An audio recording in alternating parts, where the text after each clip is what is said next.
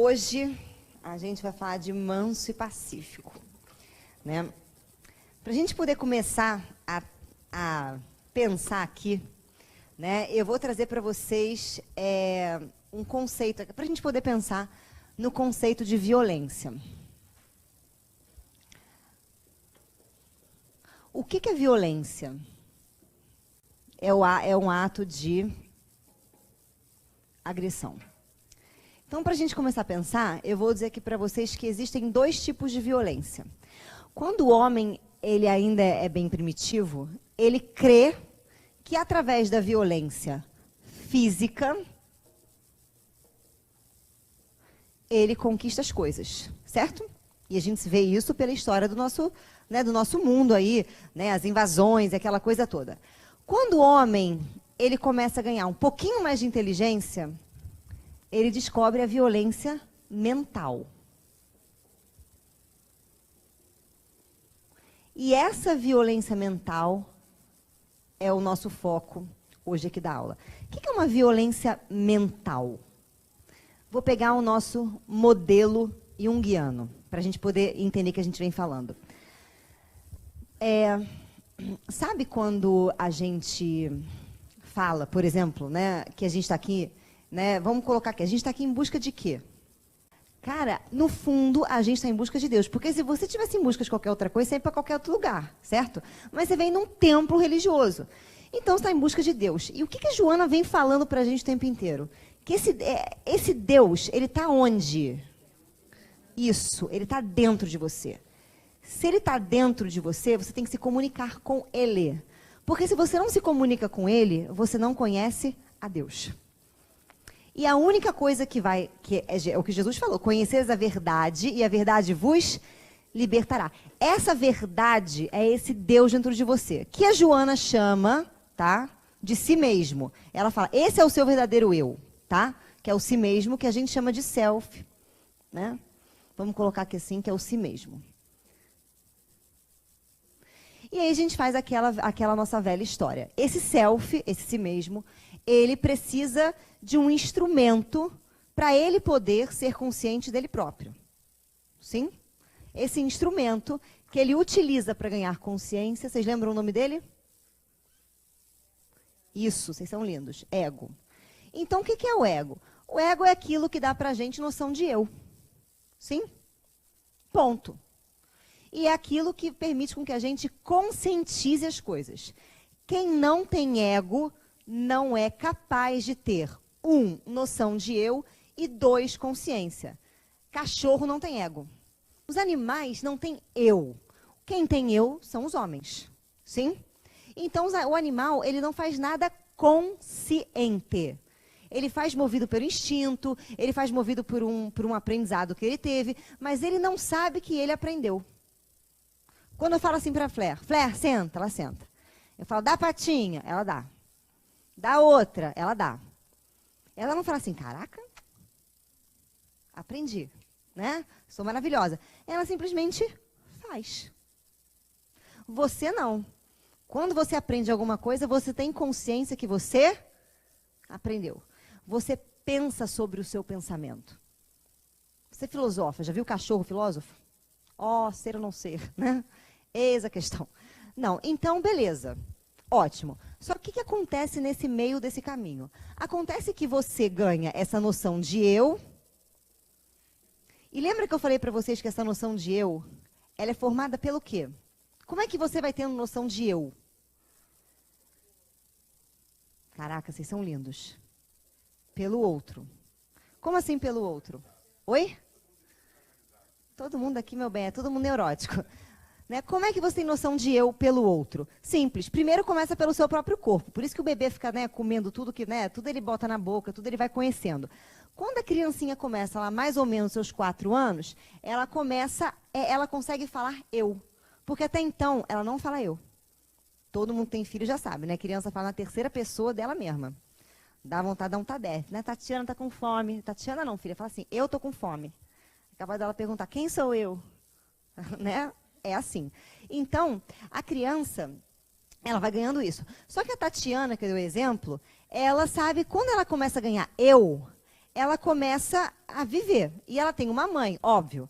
E essa mãe, quando a Tatiana fizer coisas que não são adequadas para o momento, essa mãe vai falar o que para ela?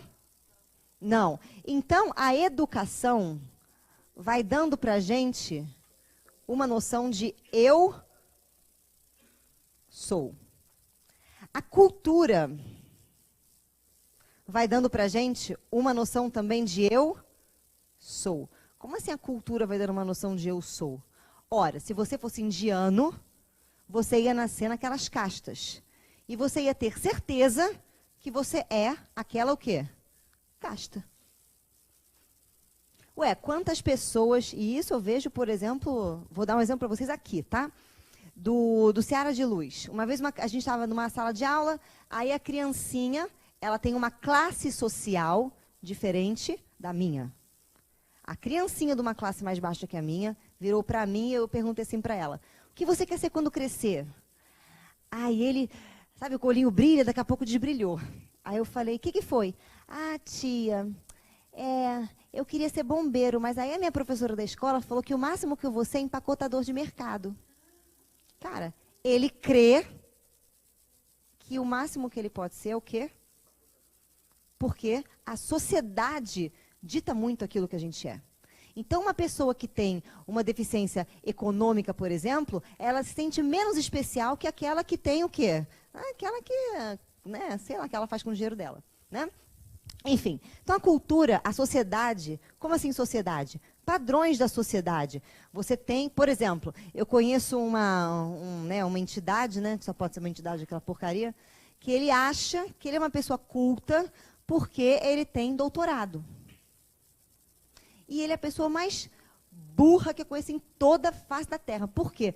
Porque ele é uma anta, ele tem doutorado, né, sei lá no quê, e ele se acha assim, a última bolacha do biscoito. E ele o tempo inteiro ele fica falando assim, não porque eu sou formado nisso, não porque eu sou assim, não porque não sei o quê, não porque não sei o quê. Então, um dia eu olhei para ele e falei, você tem certeza que você sabe o que você é? Ele parou assim, e lógico que eu sei. Eu falei, então você é um idiota. Porque todos os grandes homens só souberam o que eles são quando eles reconheceram que eles não sabiam quem eles eram. Então você é um idiota. Aí você cresce, não amadurece. Você cresce, tá? Você vira adulto, você começa a perceber que a vida é o quê, gente? Conta pra mim. Ótimo, porque você é otimista, você já está no curso há 2 anos. O que a vida é? A vida é louca, cruel, uma bagaça, entendeu? A vida, ela acaba com essa tua ideia de eu sou. Por quê? Porque toda hora ela vem trazendo uma situação que faz com que você não seja aquilo que você pensa que você é. Exemplo. Vamos lá. Eu sou, eu sou uma pessoa... Você aprende na educação que você é uma pessoa organizada. Aí a vida leva você para um departamento que está em desordem, e naquela desordem você não consegue dar ordem para a sua própria ordem, porque é uma desordem, porque não sei o quê, e você reconhece que você é desorganizada. Ou melhor, você sempre se achou inteligente. Um dia a vida leva você para algum lugar que você se sente o quê? Um debilóide. Ou você nunca se achou inteligente, um dia a vida mostra para você que você é quem? O Jimmy. Né, Jimmy? Um pequeno gênio. Exatamente, você fica louco, aí até a hora que você descobre que a terapia é sensacional na sua vida, e a hora que você vai procurar uma pessoa para te dar um guia, né? Ou você procura religião, procura uma macumba, procura alguma coisa para resolver, exatamente, um guru, para resolver esses 3 eus que moram em você. O eu que eu não sou, que de vez em quando chega para mim e fala, oi, e ele aparece. O eu que os outros dizem que eu sou, que às vezes eu não gosto, mas eu faço e eu sou. Ou eu gosto e fico atendendo agrado ao público. E aquele eu que eu penso ser. Ou seja, aí você fica muito louco. Beleza. Aí, o que acontece? O que existe dentro de você com essa situação? Opção A, paz interior. Opção B, o inferno. Passou no Enem, opção B. Você vive o inferno. E aí você não sabe sobre você. Você fica completamente louco. Aí vem um cara e solta a seguinte frase. Bem-aventurados os mansos e pacíficos que herdarão a terra. Aí você fala, que porcaria é essa? Aí você confunde mansuetude com ser uma pessoa que tem comportamentos mansos. O que é uma pessoa que tem comportamentos mansos? É o ursinho carinhoso. Alguém já viu alguém? Todo mundo aqui já assistiu Ursinho Carinhoso? Fala comigo, gente. Alguém já viu Ursinho Carinhoso muito bravo? Alguém já viu Ursinho Carinhoso fazendo maldade? Ursinho Carinhoso dando um grito? Você nunca viu, certo? O Ursinho Carinhoso, ele tá sempre como? Fofinho, bonitinho. Ai, amamos o próximo. Não briga com ele. Vamos ser legais. É o Ursinho Carinhoso, né? Enfim, aí você pensa que não ser violento é isso. Aí você tá, beleza, chega aqui no Seja, busca uma religião, aí você não entende uma passagem que acontece, que está na Bíblia, então se está na Bíblia deve ter acontecido, porque nenhum louco inventou esse negócio, que é a passagem que Jesus, por exemplo, entra no templo. E, cara, como é que é essa passagem? Onde ela está, primeiro, né? Porque a Jane até citou uma coisa aqui, 5 horas, que eu achei ótima. Tem umas pessoas meio, né, meio babitúrbicas, que não sabe, não bate muito bem na cabeça, que elas dizem que isso não aconteceu. Que elas realmente elas têm problemas. Mas onde é que isso está? Isso está no Evangelho de João. Quem é João? João é o apóstolo mais vertical que tem. Ele era o mais novo e era o mais fora do quadrado. É o que escreve o Apocalipse, que fica até hoje para você entender que raio é aquele negócio que ele escreveu, entendeu? É o cara, João. E era o discípulo que Jesus tinha que aí eu gosto de todo mundo, mas desse era João. E aí João, o que ele faz? Ele conta a última semana de Jesus, né, em Jerusalém, e nessa última semana ele narra o seguinte fato. Era um dia em que as pessoas iam ao templo para poder se libertar dos seus pecados, para poder falar com Deus, aquela coisa toda. E aí, o que acontece? Até você explicar para o religioso que focinho de porco não é tomada, vai uma vida. Então, o que eles achavam? Que você tinha que barganhar com o Senhor. Que se você fosse lá e fizesse uma oferenda maravilhosa, Deus ia ficar feliz com a sua oferenda e você ia ser liberto do seu pecado. Então, quem é malandramente, né, quem é o malandro que tem ali a maledicência em si, pensa, pô, se esses caras vão ficar fazendo oferenda, por que eu não abro uma quitanda aqui na frente do templo e vendo o quê? Coisas para oferenda. Né? Que é aquela lojinha que você vai no final do ano para dar aquele barco de sushi para Iemanjá no final do ano, que você dá, né? Todo mundo dá, faz aquele barco de sushi, que se eu fosse Iemanjá e recebesse um negócio daquele, eu acabava com a tua vida. Porque já viu as oferendas que você dá para Iemanjá?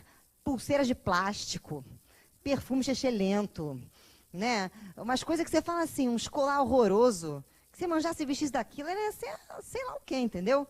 Mas, enfim, não ia ser rainha do mar, né, gente? Quem que ela ia ser? Né? Ia ser a faxineira do oceano, né? Ia estar lá, né? Que coisa horrorosa, né? Porque é muito feio aquilo.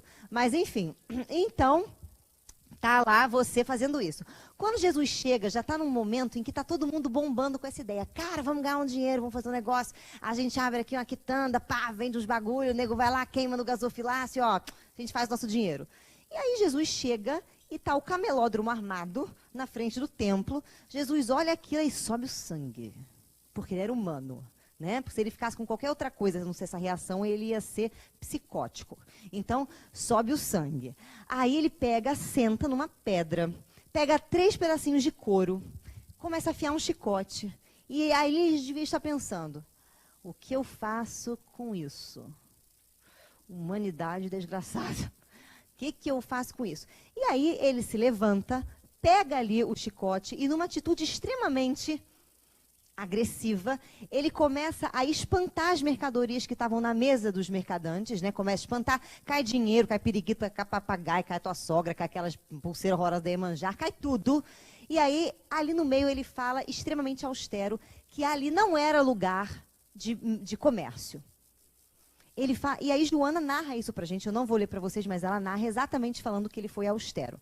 Então, como eu penso que ser uma pessoa boa é ser um ursinho carinhoso, se o meu exemplo, que é Jesus, toma uma atitude dessa. De duas ou uma. Se ele falou, bem-aventurados os mansos e os pacíficos, o que ele não foi? Não foi nem manso nem pacífico, ele tacou fogo mesmo. E aí você pergunta, ou Jesus está louco, bipolar, entendeu? Está dizendo e desdizendo, ou ele não estava falando de uma violência só física. Ele estava falando de alguma outra coisa que faz com que ele, mesmo cometendo essa atitude, continuava manso e pacífico. Aí ele vai trazer para a gente essa reflexão. Enquanto você não se acha, não resolve os seus conflitos, enquanto você não percebe que você não é nenhum desses 3 eus que você pensa que você é, o que os outros dizem, o que você não pensa que é e o que você é, quando você descobre que você não é nenhum deles, mas todos eles, e que nenhum deles define quem você é, que você precisa fazer o processo de autoconhecimento, que você precisa entender que você é tudo. O que é tudo? É tudo. Todas as qualidades, todas as emoções, e que você precisa... Nossa, o que eu escrevi? Sei lá. E nesse tudo que você é, você precisa aprender a conscientizar essas qualidades, a usar elas de maneira consciente, inclusive a agressividade, que é uma dessas coisas que está aqui. Você começa a perceber que cada vez que você for usar ela, ela vai sair de uma maneira plena. Como assim plena? Ela vai sair de uma maneira reta. Você e o pai vão ser um. Mas para isso, você tem que ter autoconhecimento. Por quê? Porque enquanto o ego não tem autoconhecimento, enquanto ele pensa que ele é esses 3 eus de maneira separada, ele vai fazer coisas por 2 razões. Tá? Uma, ele vai compensar. O que é compensar? É quando você, por exemplo, acha que você é um troço e você vai compensar querendo ser o oposto. Vou dar aqui, né, vou trabalhar isso em figuras. Sabe aquele bombadão da academia? Que vai na academia, fica fazendo... cada vez que pega um peso, que parece que vai parir um filho ali, que é desse tamanho e que precisa sair na noitada com aquela camisinha, com aquela camiseta Mamãe Sou Forte, né, para mostrar que ele é forte e bater nas pessoas. O que essa anta é? Obrigado. Ele é de um fraco. Porque ele precisa, o tempo inteiro, de alguma maneira, o músculo que ele tem, aquilo que ele faz, é uma maneira dele mostrar para ele que ele é forte, para compensar a fraqueza que ele sabe que ele tem. Sim? Sabe o testemunha de Jeová? Que vai lá na tua casa tocar campainha e fala assim, você quer uma palavra, senhora? Aí você às vezes nem quer nada. Você não queria uma bala, o senhor tem? Não, bala não, é só palavra, então pode voltar, né?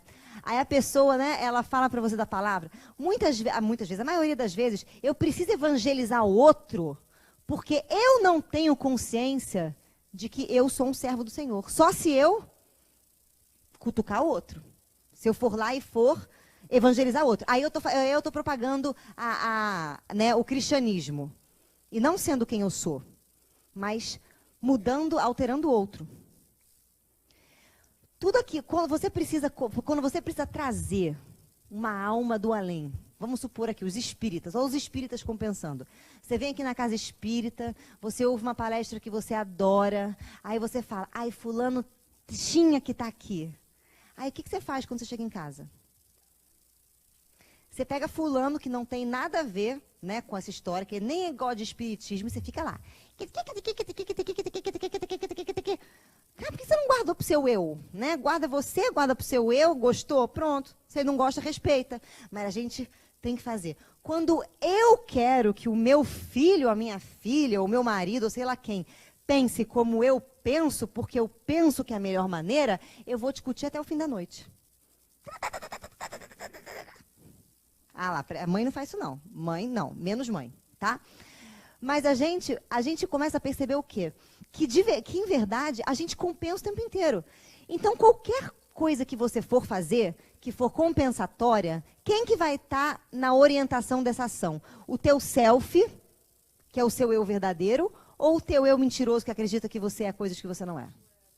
O ego. Então isso é uma violência. A quem? A gente mesmo, ao teu self, ao seu si.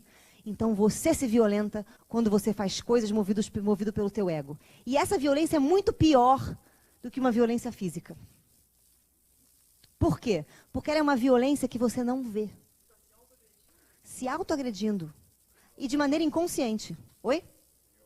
Viola a si. Quer ver outra coisa que o ego faz também? A segunda coisa que ele faz é autoafirmação. O que é autoafirmação?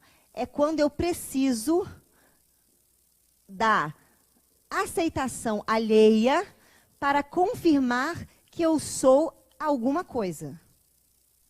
Toda vez que eu faço isso, eu estou buscando plateia. E quando eu busco plateia, no fundo, eu estou querendo exaltar uma coisa que eu penso que eu sou, que é só aquela coisa, esqueço todas as outras, e eu estou fazendo o que com todas as outras coisas dentro de mim? Agredindo. Aí eu não sei por quê que acontece isso. Quando alguém fala, quando alguém não me aceita, eu começo a ser exatamente aquilo que a pessoa diz que eu pareço ser.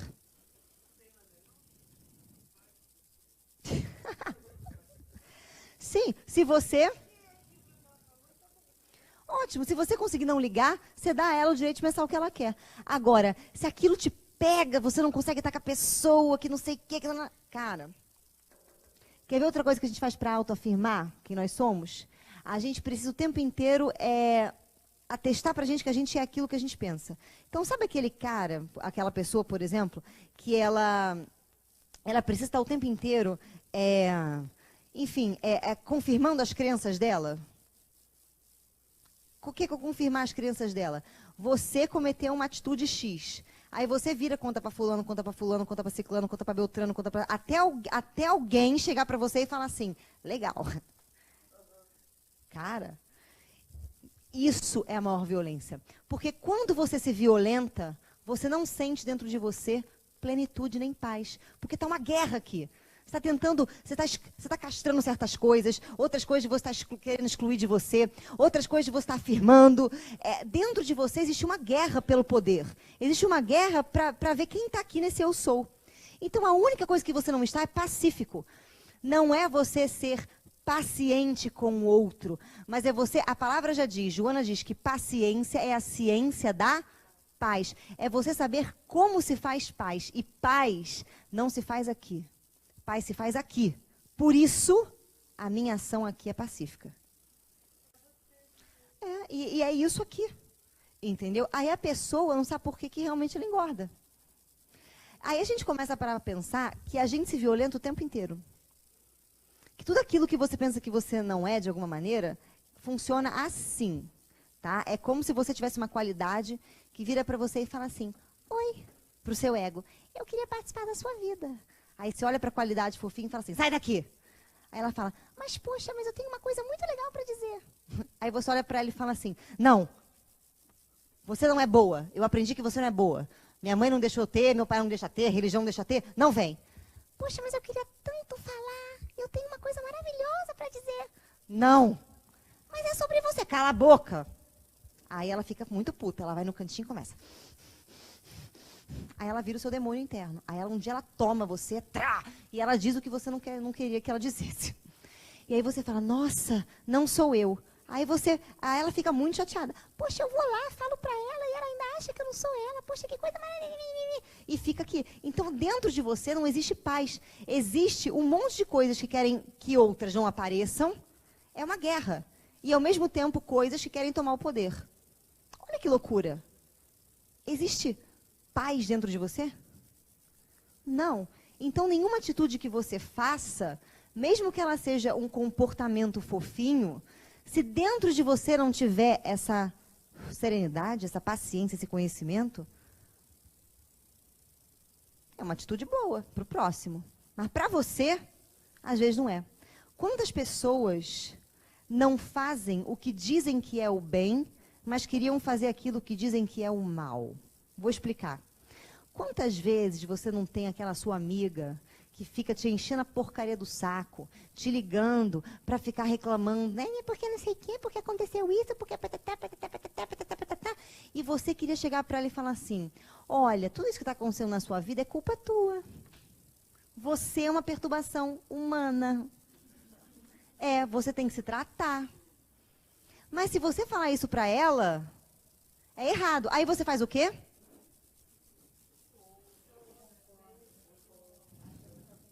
Fica com pena, e você está se matando por dentro. Você não está fazendo bem nem para ela, nem para você. Não. Não. Eu prefiro falar. Sabe que uma vez, eu vou contar um caso aqui, uma vez eu falei assim, aqui num curso, que a gente não deveria rezar pedindo proteção. Por quê? Porque se a vida, ela vai organizar os eventos para que eu possa enxergar o que está dentro de mim, se eu peço proteção, porque eu penso que isso é sofrer, eu estou pedindo que a vida faça o quê? Não mostre para mim aquilo que eu tenho que ver. Eu estou sendo estúpido. Então, em vez de eu pedir proteção, eu tenho que pedir, me dê os olhos de ver, me dê consciência, me ensina a enxergar e passar pela situação, mas não tira daqui não. Mas me dá serenidade para eu passar, me ajuda, me dá um insight, me dá qualquer coisa, mas não tira daqui não. Mostra o caminho, entendeu? Sei lá. Aí, uma pessoa ficou doidíssima e falou assim, mas como assim? Porque eu rezo para os meus filhos todas as noites para eles terem proteção. Aí eu falei, do quê? Aí ela, da vida. Eu falei, mas quem é que vai mostrar para os seus filhos que eles têm que se trabalhar? A vida. Eu falei, então a senhora está incoerente. Ela foi embora e nunca mais voltou. Deu 2 meses, estava na porta do meu consultório. Olha, eu não gostei do que você falou, mas me incomodou, me cutucou. Eu prefiro isso. Por que eu vou estar sendo verdadeira comigo? Porque eu sei da minha intenção. Eu sei o que eu estou falando.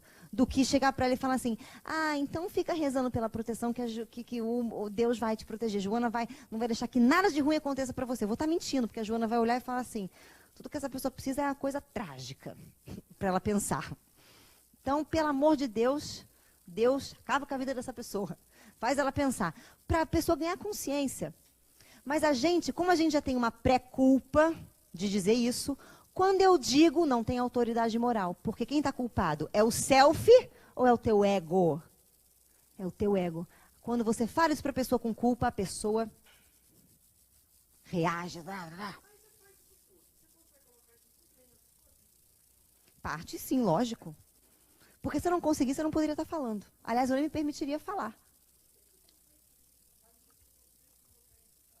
Minha filha, é tiro, pancada e bomba. É assim, ó. Vou dar um exemplo para você. Vou dar um exemplo. Eu tenho uma pessoa que eu não gosto. Mas eu sempre inventei para mim que eu gostava. De verdade, tá? De verdade. Sempre inventei que gostava. Ótimo. Como assim inventei que gostava? Bem, eu não podia não gostar. Porque eu tenho um aprendizado, infelizmente, que vem da religião, que diz que eu tenho que amar o próximo. E a gente entende amar o próximo como gostar de tudo, igual para todos. E eu nunca vou gostar dessa pessoa igual. Por quê que eu não vou gostar dela? Por 2 razões. Uma porque ela é completamente diferente de mim, e outra porque ela é a projeção da minha sombra. Só que eu sei disso? Sei, porque eu estudei. Então, o que eu faço? Eu encontro com não sei quem, eu comecei a falar muito dela para alguém, comecei a pensar muito nela, eu falo, Cristiane, lá, ó, tá dando um boletim de ocorrência aí, entendeu? Tá dando BO, estão batendo na sua porta, abre. Aí, o que eu faço? Eu juro por Deus, eu não me permito ficar sem fazer nada. O que eu faço? Como é que eu, Cristiane, faço a minha própria terapia? Eu tenho as minhas metas. Ou eu vou buscar um terapeuta que eu conheço, que eu gosto, eu vou conversar com ele para ele fazer o que eu faço aqui com vocês. Ó, isso é teu. Isso é isso, pá. Ou eu apelo para a sincronicidade. Como a sincronicidade? Eu pego, por exemplo, às vezes um livro de Joana e já aconteceu isso. Aliás, já aconteceu isso comigo algumas vezes. Eu pego um livro de Joana, né, um livro que ela fale sobre esses temas daqui, e eu trabalho com a sincronicidade. Você não abre, as coisas não acontecem ao acaso. Esse é um conceito junguiano. Ele fala que tudo se concatena no universo para que você se veja. Logo, quando eu abrir o livro, o que vai cair para mim? Que eu preciso ver. É simples. Na hora que eu abro, sempre cai uma coisa que eu nunca acho que eu sou, e nem que eu estou fazendo. Cara, eu falo, de 2 uma, eu aceito. Sim. E é o que eu me proponho. Eu vou aceitar. Eu pego uma folha e transcrevo capítulos, tudo escrito no eu. Eu acho rapidinho. E aí aquilo me dá uma dor? Não, porque hoje a minha cabeça é trabalhada, porque eu gosto de passar por isso, eu gosto de estar queimando.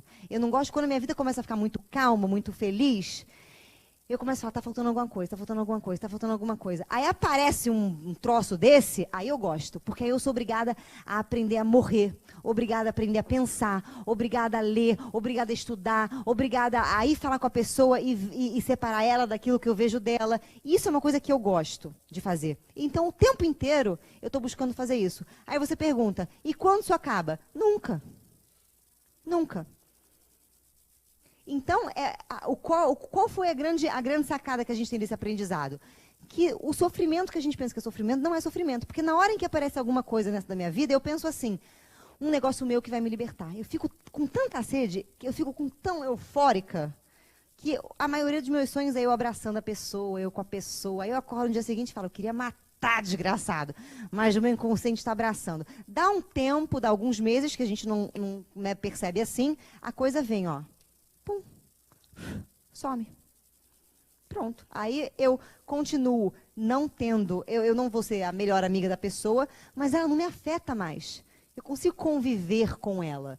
Eu consigo falar com ela. Aliás, quando ela faz aquilo que eu achava que era um absurdo, eu consigo olhar de um outro jeito. Que era minha. E você acha a ferida da infância na hora.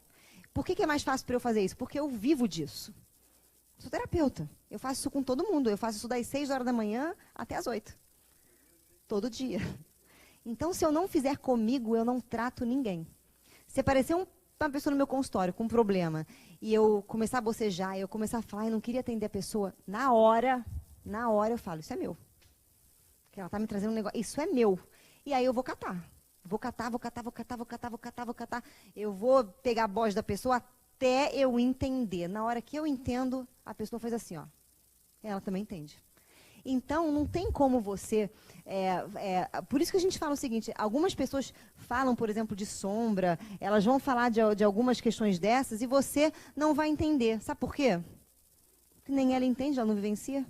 Quantas pessoas eu entendo que falam, a sombra é o seu oposto, que você tem que amar. Aí a pessoa fala, tá vazia a fala dela. Sabe, vazia? Você fala assim, tá, e aí? E aí que ela nunca viveu. Ela comeu o conceito e nunca viveu. Então, isso o tempo inteiro acontece na nossa vida, o tempo inteiro. Toda vez que eu tenho que ter uma atitude de agressão física, como assim física? Uma agressão, um grito, não sei o quê, imediatamente, tanto que eu falo e medito, isso é meu ou isso é do outro? Qual é a minha intenção? Por que está me incomodando? Como está me incomodando? O que eu estou vendo? De que jeito está acontecendo? E aí eu consigo pensar se eu faço ou se eu não faço. E se eu fizer, tem que ser sem culpa. Porque se eu fizer com culpa, vai dar problema. Porque a culpa mostra que meu ego ainda não entendeu. Foi, gente? Então, isso parece difícil, mas não é treino. Isso é você ser picado pelo bicho do autoconhecimento. É você ter você viver uma coisa que Francisco de Assis vivia. Que os santos vivem. O que os santos fazem? Os santos, eles gostam de sofrer, já percebeu? Que não tem um santo que vive feliz, que né, se iluminou no castelo, quer dizer que casou, travesti maravilhoso. Todo santo, meu bem, pinica no inferno. Por quê? Tem uma vida solitária, tem uma vida de martírio. Eles mesmos colocam situações para eles mesmos, para eles pensarem. Então, é você ter o gosto disso. Se alguém vira para mim hoje, por exemplo, entra no meu consultório e fala assim, eu estou em depressão. Eu falo, graças a Deus. Aí a pessoa pergunta, eu falo, é essa por quê? Porque, pelo menos, você está na melhor fase da sua vida. Porque a depressão está puxando você para o seu eu. Ela está tirando você daqui, do mundo, e botando você em contato com o teu eu. Aproveita, porque não é sempre que esse chamado vem. Aliás, todos os homens que se iluminaram, todos eles passaram por uma crise depressiva. Todos. Francisco de Assis ficou 3 meses sem abrir a boca, sem falar.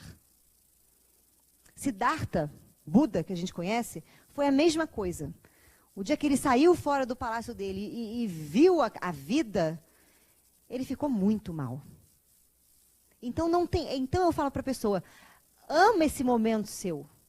Mas isso é uma visão minha. Mas a maioria dos psicólogos tentam fazer com que a pessoa pare de ficar depressiva. E eu não, eu quero que ela aproveite mesmo a depressão dela. Eu quero que ela venha, que ela conte a tragédia, que ela conte o sofrimento, porque é daí que a gente vai mostrando para ela como que se trabalha, como é que a coisa é diferente, como que ela está condicionada a ver certas coisas. Agora, se ela vem no meu consultório e fala, não, está tudo bem, eu não tenho problema nenhum, eu vou falar, está inconsciente da sua própria infelicidade. Porque uma hora, a vida vai bater, ó, e você não vai querer, porque ter depressão é errado. Adianta você ver, por exemplo, alguém que está em depressão? Vou dar um exemplo. Eu convivo com alguém que tem depressão. E essa criatura que tem depressão, ela funciona assim, tá? Chego lá, a gente se encontra, ela está com aquela cara, né, do mundo que morreu, né? Vamos fazer isso? Ai, não quero. Ai, preguiça. Ai, não sei o quê. Ai, não sei o quê. Aí, algum dia acontece alguma coisa legal na vida dela. Ah, nossa, tô ótimo, não sei o quê, nananã, maravilhosa. Acho que eu nem tenho mais depressão. Aí teve um dia que eu falei, tem, vai voltar. Você vai cair no mesmo poço. Porque quando você entra no poço, em vez de você se perguntar, você fica assim, ah, isso que você fica falando aqui não funciona comigo. Ah, isso aqui não presta. Ah, já sei, eu tenho que pensar na minha mãe psicológica. Tenho que pensar no meu pai, não sei o quê. Tenho que pensar... Cara, e fica, sabe? Aí, o que você faz? Deixa fritar. Porque na hora que estiver fritando, vai vir perguntando, ai, como é que é aquele negócio mesmo? Aí você fala, ah, um negócio mesmo? Não. Ela tem que usar a depressão. E usar a felicidade. Oi? Tirar proveito. O problema é que as pessoas não querem tirar proveito daquilo que a gente julga como uma coisa horrorosa. Quer ver? A pessoa que tem câncer. Ela quer lutar contra o câncer. Ao invés dela ouvir o que o câncer está dizendo para ela. Porque quem é o câncer? Vamos parar para pensar. Você é Deus das suas células, não é? Sim ou não? Sim. As suas células sabem de você? Elas sabem de você? Não. Elas não têm ideia de que você... Ela sabe que existe alguma força cósmica universal que dá nutriente para ela do nada. E que de vez em quando bota uns álcool na veia, né, bota uns tóxicos, umas coisas muito loucas, ela não entende muito bem, mas de vez em quando está lá alimentando. A célula do seu joelho não te conhece. Ela conhece quem que a célula do seu joelho te conhece? A célula amiga que é, cara, muito legal, tu vivemos aqui. É isso. Aí, quem é o câncer? Câncer é uma célula que se rebela contra o todo. Ela fala, cara, a vida não pode ser só isso.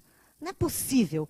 E aí ela começa a se rebelar, ela começa a se reproduzir do jeito que ela quer, ela começa a ganhar consciência em relação às outras. É como se ela falasse assim para as outras, gente, do jeito que tá, não dá, pelo amor de Deus. Vamos para a guerra, vamos para a evolução, vamos mudar. E aí ela começa a se reproduzir. A pessoa, em vez de ela falar assim, peraí, o que essa célula do meu corpo está se rebelando contra a maneira que eu estou vivendo a vida inteira?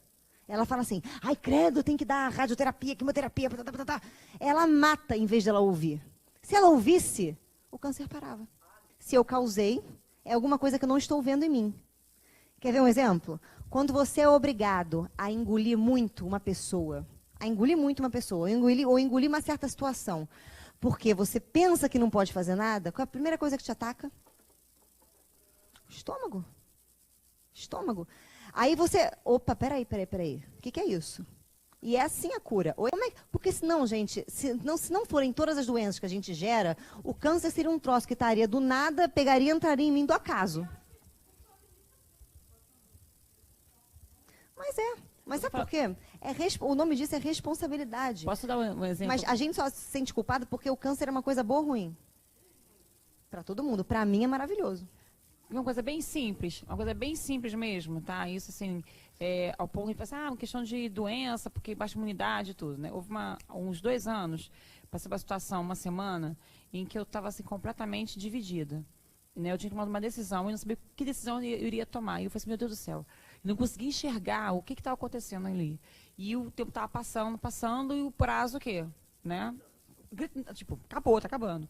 Na sexta-feira, era o dia em que eu tinha que tomar decisão e eu não conseguia encontrar a decisão. Eu acordei com o terçol. O meu olho fechado. Aí eu olhei assim, no caso, no espelho, assim, caramba, logo hoje, que eu tenho que fazer um monte de coisa. Peraí, o que eu estou fechando meu olho para quê? que eu não quero enxergar de jeito nenhum. Por que tá aqui, que tá, né, doendo tudo? Juro, eu de manhã, olhando pro espelho, eu compreendi, tomei minha decisão, sumiu. Mas a doença é assim, gente. Não Mas fiz olha nada, só, eu não se fiz você nada, acha que sumiu. um câncer, por exemplo, não vem da cabeça da pessoa, ele vem da onde?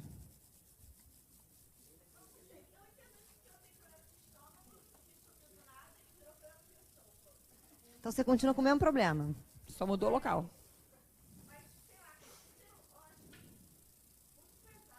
O mesmo princípio. Mas porque as doenças vêm da gente, não tem É o jeito, é mesmo princípio. pesado.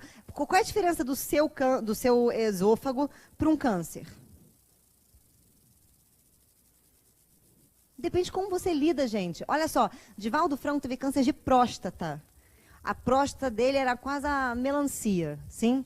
E aí o médico chegou para ele e falou assim, olha, vamos ter que operar, não sei o que lá. A Joana apareceu na frente dele e falou assim, tudo bem, mas antes de você operar, você vai fazer a terapia que eu te ensinei. Tudo aquilo que está no livro, você vai fazer agora. Então ele todo dia de manhã sentava e meditava, se observava, refletia, fazia psicoterapia do câncer. Imaginava que ele não bombardeava o câncer com luz para o câncer sumir. Ele ouvia o que tem para ser dito. Ele imaginava aquele câncer serenando, mas ele ouvindo, ele se perguntando. Essa foi a psicoterapia dele. Quando deu o tempo dele poder fazer isso, ele conta, a gente está na internet, por favor, tá? E aliás, é ele que escreve para a gente esses livros de Joana. Quando ele foi para o médico pegou, bateu o último negócio lá. Aí chegou na sala e falou assim, o senhor operou e não me contou. Aí ele parou e falou, não, eu não operei. Operou sim, porque tem até a cicatriz. Aí ele falou assim, não, eu não operei. Ele falou assim, operou. Que médico está te tratando? Como ele entendeu que o médico não ia entender, ele falou, Joana de Ângeles. Aí ele perguntou, mas ela te operou? Não. Ela me ensinou a meditar. Aí ele parou assim, mas como assim?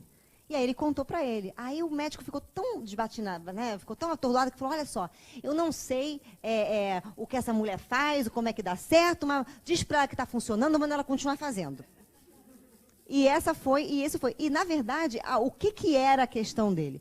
Ele foi avisado antes dessa questão. Joana chegou para ele um dia e falou assim, Divaldo, todo dia antes de você fazer suas tarefas, você vai olhar no espelho e vai perguntar assim, qual é a minha mágoa? Ele, mas eu não tenho mágoa. Você vai acordar todos os dias e perguntar qual é a tua mágoa, olhando no espelho. Ele fez isso durante 3 anos. Um dia, veio. Sim.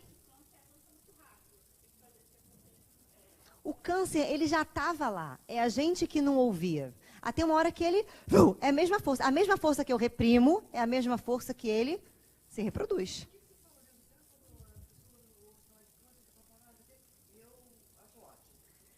Porque eu ouço o que ele quer dizer. Para mim, isso é informação de mim. Se eu morrer de câncer, para mim não tem problema. O problema é eu não ter entendido o que ele está me dizendo. É eu não ter trabalhado em mim o que ele está me dizendo. É eu não sair daqui plena.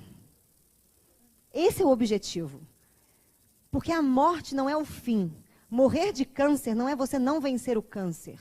Vencer o câncer é você ouvi-lo e integrá-lo. Integrar aquela mensagem que ele está te dando dentro de você. É você perceber. É você, vamos dar um exemplo aqui. Eu tinha uma paciente que ela chegou no meu consultório com câncer de mama. Aí eu falei para ela, ok, já vou passar a palavra para você. Aí eu falei para ela, ó, vamos lá. Aí ela começou a falar, ai, porque... Aí eu falei, mas como é que tá a tua vida? Como é que é a sua vida? Aí ela começou, eu tenho um marido, não sei o que, meu marido é muito difícil. Eu falei, ia lá o câncer dela. Aí ela começou a contar quem era o marido. Ah, meu marido, ele é uma pessoa que ele é muito agressiva, ele é muito assim, ele é muito assado. Tem que ficar falando com o dedinho com ele o tempo inteiro, porque ele explode, porque não sei o quê, porque não sei o quê. Então, às vezes, eu sou obrigada a ficar em casa, não sair, a fazer não sei o quê. Aí eu falei para ela, aí eu olhei para ela e falei assim, e você ama o seu marido? Amo. Falei, e a parte que não ama ele? Não, que coisa horrível. Eu falei, não. Tudo que você ama um pouquinho, você tem que odiar um pouquinho. Senão você tem apego. Você é apegada ao seu marido? Não. Inclusive, eu até deixo ele sair sozinho. Até gosto quando ele sai de casa, né? Vai fazer as coisas dele. Aí eu falei, tá. E aí a gente foi começando a perceber. Resumindo, numa das cutucadas que a gente deu, eu olhei para ela e falei assim, por que você não se respeita? Que a mulher caiu em prantos. vida inteira eu ouvia da minha avó, a minha avó, né, como é que ela falava? A minha avó falava que o homem tem que ser tratado como um rei, porque é o homem que dá à mulher a dignidade. E a minha mãe era submissa ao meu pai. E eu sempre aprendi que eu não podia falar. Eu tinha irmãos e não sei o que lá. E ela foi contando. Cara, é uma ferida que está aqui, é uma crença que ela tem, que não permitia ela chegar para ele e falar assim, não. Tá dando piti no quarto. Só sai quando parar. E aí a gente começou a trabalhar isso com ela. Ela se modificou, né, aos poucos, porque para ela é mudar uma coisa que está muito enraizada. Não. Ela não precisava se separar, ela precisava se amar. Você não precisava se separar, ela precisava se curar. Ela gostava dele? Gostava. Ela não gostava de quem? Ela gostava mais dele do que...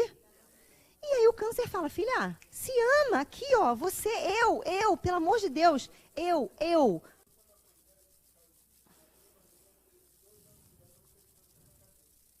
Ah, mas eu não vou te explicar não, desculpa.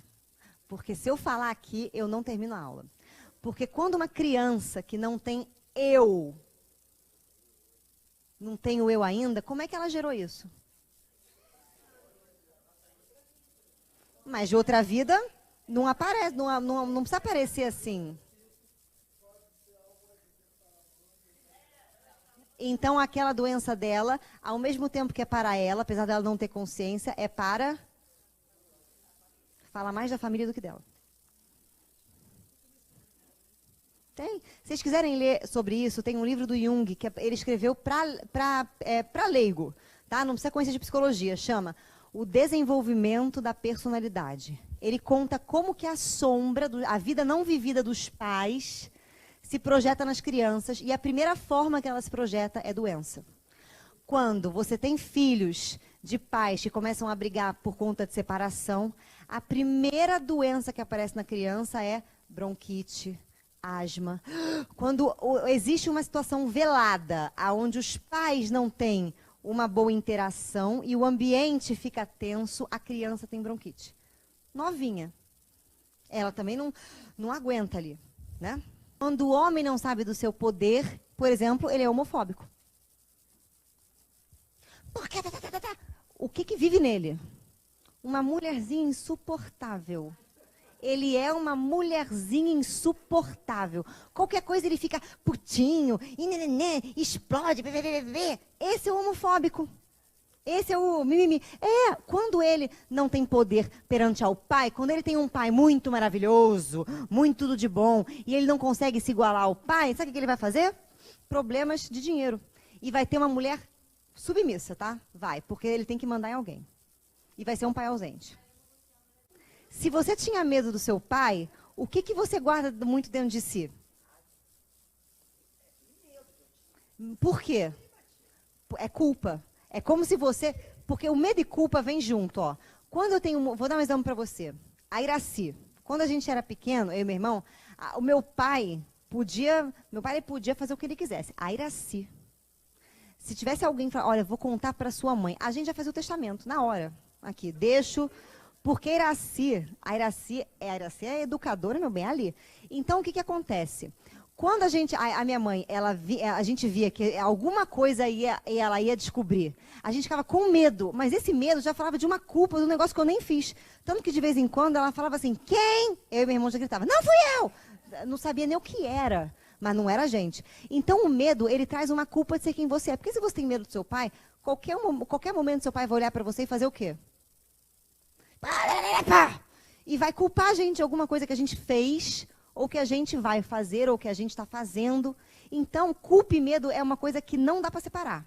Onde tem medo, tem culpa, e onde tem culpa, tem medo. Então, de alguma forma, você atrai um marido maravilhoso para você trabalhar esse pai que te culpa o tempo inteiro. Que fala que você é o demo e você não é. Você tem que tirar os óculos dele e falar, não sou o demo, eu vou refletir sobre atitudes do demo. Porque às vezes o demo é o anjinho. Vai nada. Às vezes o demo é um anjinho. Quer ver um demo? Ele vira para você e fala assim, ai, não separa de mim não, eu te amo tanto. Eu prefiro, esse é pior do que aquela pessoa que fala assim, vai pro inferno, vai catar o coquinho. Porque você já entendeu que a pessoa não te quer. Mas esse, ele faz você ficar ali pela manipulação. Isso é horrível. Mas ele parece bonzinho. Aí você fala, e aí a gente começa a refletir. Então, por isso que eu falo, a primeira coisa que a gente tem que fazer para se integrar, gente, é começar a refletir o que é bom, o que é ruim, o que é bem, o que é o mal. Vamos fazer nossa prece.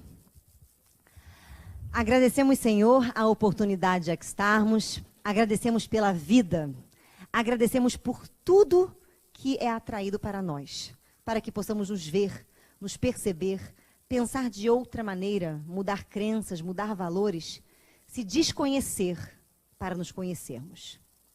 E assim, Senhor, pedimos que possamos ter esses olhos de ver, esse ouvido de aprender a ouvir e esse coração de aprender a nos amar. E nessa jornada pedimos que possa nos iluminar e nos guiar sempre. Graças a Deus.